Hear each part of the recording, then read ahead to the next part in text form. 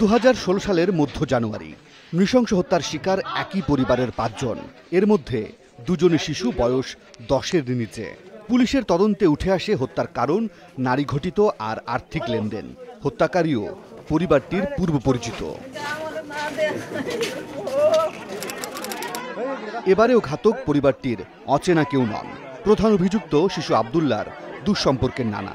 পরিবার ও পুলিশের প্রাথমিক ধারণা, হত্যাকাণ্ডের নেপথ্যে থাকতে পারে টাকা পয়সা আর জমিজমা সংক্রান্ত বিষয়। সন্তান নিয়ে হ্যাঁ খেন তৈ লইলে না, আর মায়ের সন্তান নিয়ে হ্যাঁ এইভাবে মাল লইলে মায়ের সাথে টেহা আদায় কর লইলে। এই দুটি সহ সম্প্রতি ঘটে যাওয়া বেশ কয়েকটি শিশু হত্যার ঘটনায় পরিচিত হত্যাকারী, পারিবারিক অবস্থান আর কারণ সংক্রান্ত কিছু লক্ষণীয় মিল রয়েছে, যা ভাবিয়ে তুলেছে বিশেষজ্ঞদের। যিনি অপরাধ করছেন তিনি এটা মনে করছেন যে অপরাধ করে তার পাওয়ার আছে, তার টাকা আছে, সে ইচ্ছা করলেই থানা কিনে ফেলতে পারে, পুলিশ কিনে ফেলতে পারে, কোর্ট কিনে ফেলতে পারে। সুতরাং তার এই মনস্তত্ত্বের পরিবর্তনটা আসে।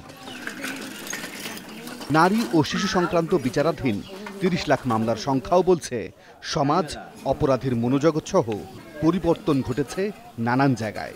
এগুলো সহনীয় করতে হলে বিচারের গতি বাড়িয়ে উদাহরণ তৈরি করতে হবে। আপনি বিচারের সংখ্যার সঙ্গে ট্রাইব্যুনাল এবং ট্রাইব্যুনাল বসার যে ব্যাপারটা না, এটা এবং একটা টার্গেট সেট করে যদি করা হতো যে এত জমা বিচার মামলা আমরা এত বছরের মধ্যে শেষ করে দেবো, এইভাবে না গেলে কিন্তু হবে না।